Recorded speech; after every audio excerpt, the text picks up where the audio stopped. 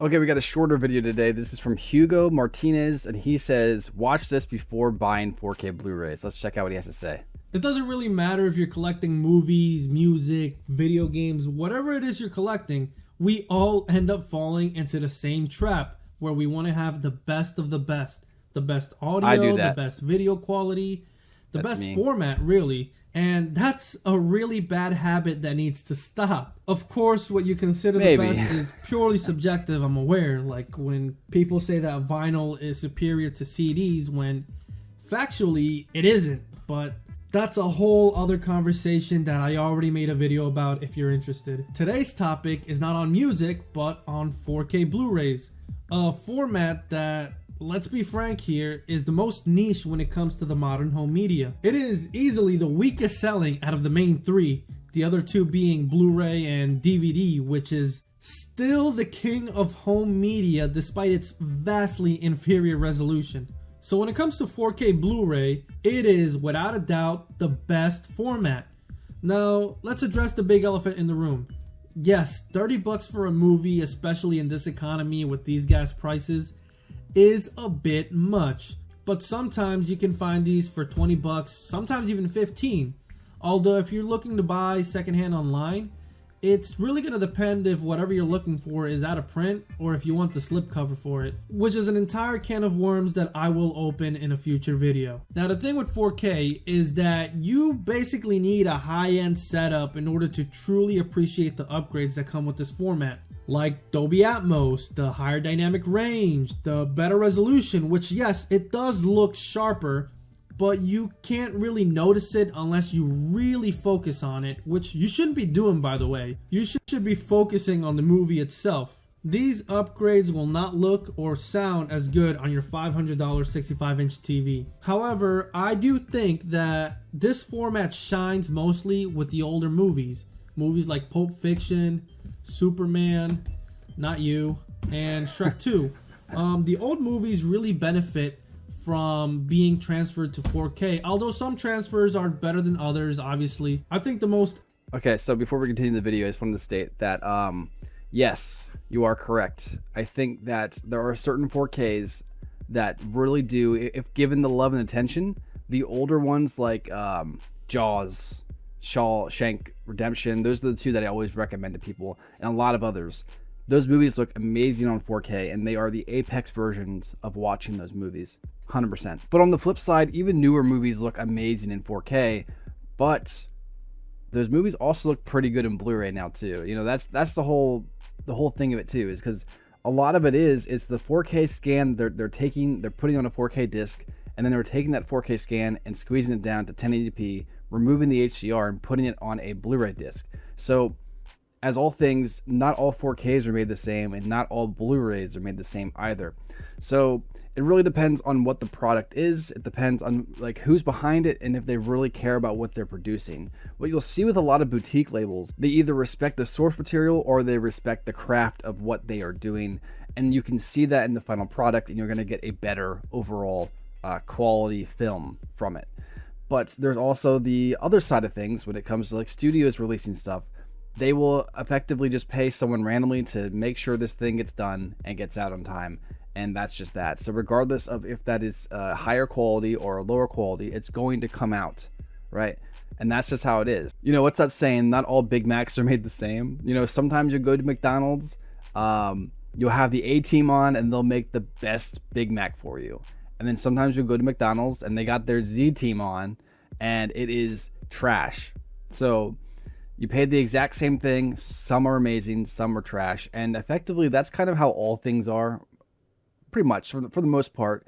So it is what it is. I always just recommend watching reviews and you know, looking at your budget and seeing if it's worth it. That's pretty much what it comes down to for me, effectively. And for most times, I will always pick the 4K over Blues, but 9 times out of 10, while I pick the 4Ks, I don't necessarily buy them new unless it's something I really want, or it's a limited edition or a steelbook or something like that. I'll wait a couple weeks and let that kind of price get decreased, or wait for someone to resell the physical copy. Like they'll buy the movie, take the digital out, and then sell the physical to effectively make their money back a little bit. And that's when you're there to swoop in and grab it. So There's so many ways you can save money with the format, but even though you're saving money, there's also the element of if you want to optimize the format, you need to be able to also upgrade your certain tech. For instance, my parents are still rocking like a 50-inch Sanyo TV from like 2008. It's a 1080p. So if I were to bring a 4K over and bring my player over and everything and hook that up, it would look better than what they usually have on the TV, sure, but it's not gonna look good. It's still gonna look trash. There has to be a level of investment. If you're going to get the best, you have to invest for the best. And so that's why you got to pick up an OLED or at least a cheaper 4K TV. Like you mentioned, a $500 TV from like 10 years ago is not going to cut it. And really, it's true. Like if you really want to like, just take a step back, if you want the best, you have to invest. And effectively, that's what the 4K format is. That's why it is niche. That's why DVDs are still king. Actually, I think that Blu-rays are slowly now finally starting to take over DVDs.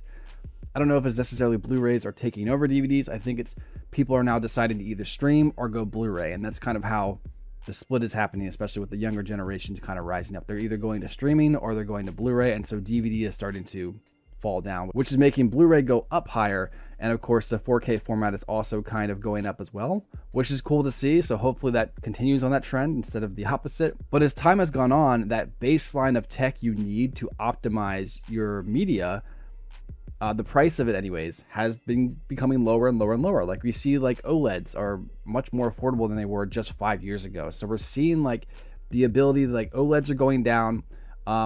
Players are still pretty much made by Sony and Panasonic for the most part, but you can find a good 4K player for like $150 to $500. You can find a solid one. The barrier to entry is becoming lower, and so because it's becoming lower, and there are so many 4K Blu-rays out now, and it seems like people really want the best bang for their buck, 4Ks are starting to take off much more than we've seen in the last couple of years. And so hopefully we can continue that trajectory. But I do understand that, let's say you have all these different bills going on, you have a family, you have, kids, whatever.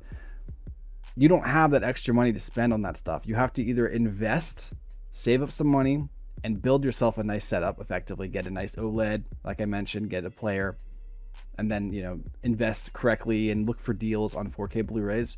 Or you could go the cheaper route, get like a cheap $300 4K LED TV from like Walmart, and then just get like a regular Blu-ray player off eBay for like $40 and boom. Like, it's not the same thing. It's not the full experience, but it is cheaper. So ultimately what it comes down to is work on your budget. But I would recommend that if you are a new physical media collector, jump into Blu-ray first. Do not go into DVD. Like, leave DVD behind, jump into Blu-ray, unless of course you're like at like a flea market or a Jubilee, Salvation Army, something like that, where you can get DVDs for like 25 cents to 50 cents a piece. Like, then that makes sense. But do not go buy new DVDs when you can spend an extra $3 to $5 to get like a new Blu-ray. That's my recommendation. No hate on the DVD format. I'm just saying that we need to proceed further, and we need to be at least hitting 1080p if we're not going 4K. Just my opinion. With that said, let's continue the video. Infamous example is the 4K transfer of Terminator 2, which had a horrible green tint to it, and they did a lot of digital noise reduction that basically removed the entire grain of the movie. I decided that I wanted to stick with Blu-rays because they can be as cheap as $5.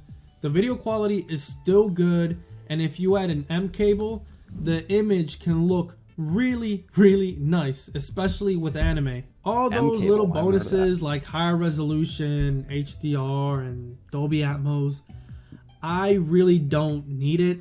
I mean, it's definitely nice, but if I'm perfectly happy with Blu-ray, why should I let people tell me I need to get 4K because it's the latest and greatest? Unless you have a home theater setup with a high-end projector and speakers, which, let's be real, the majority of us don't, it's not really worth it.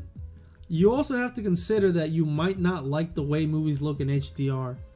It's really all just personal preference. I'm just here to give my 2 cents on the subject. You either go all in or you don't even bother.